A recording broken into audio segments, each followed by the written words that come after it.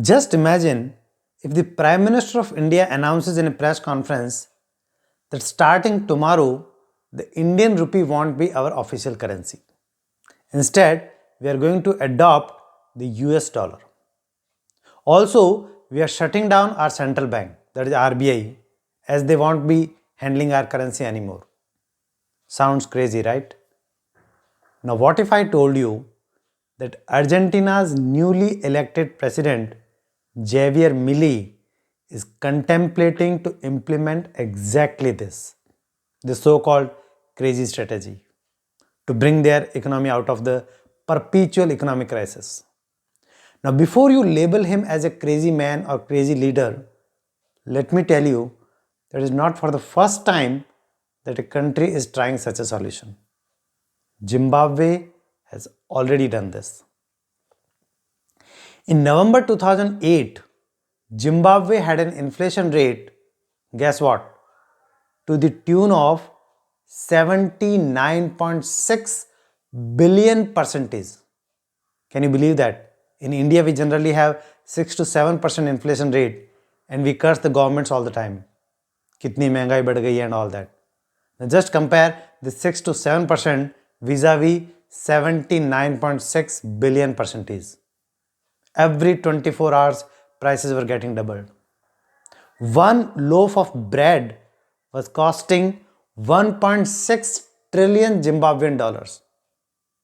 Meaning, even if you had $1 billion in hand, you could not even purchase one loaf of bread.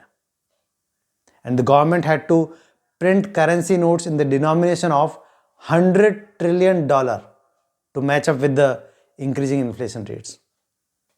People simply lost their trust in the Zimbabwean dollar. Because if they held any Zimbabwean dollars with them, they wouldn't know how much it would be worth tomorrow. So they had no incentive to save money. They would simply go out and spend it.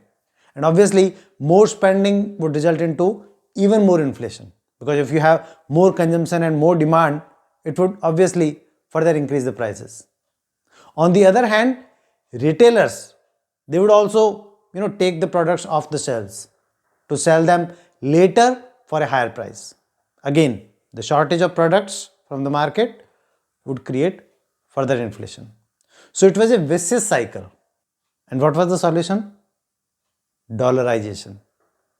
Meaning, the Zimbabwean government simply abandoned their own currency and adopted the US dollar.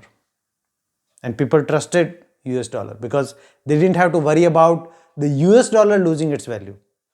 And that meant they could finally save something. And the money in banks swelled, increased by 8 times within a couple of years. Eventually, when the people hit the brakes on spending, inflation began to fall too. Also, there was a more important thing. The printing press became quite useless. And since the government couldn't print their own money willy-nilly anymore, they had to be careful with their spending habits too. So they decided to only spend what they could earn as cash. Meaning that in order to get dollars into the hands of people, they would need to sell more production services and earn the dollars first. It brought discipline into the chaotic system. The result? In 2012, inflation in Zimbabwe had fallen to a steady 3%, from 79.6 billion percentage to just 3%. What a solution it turned out to be. Anyways, now it would be interesting to see whether Argentina will also follow the same strategy of dollarization. Meaning, will they abandon their currency peso and adopt US dollar? And more importantly, can this dollarization magic bring Argentina out of this economic mess, economic crisis? Let us wait and watch. Until then, take good care of yourself. Thank you and Jai Hind.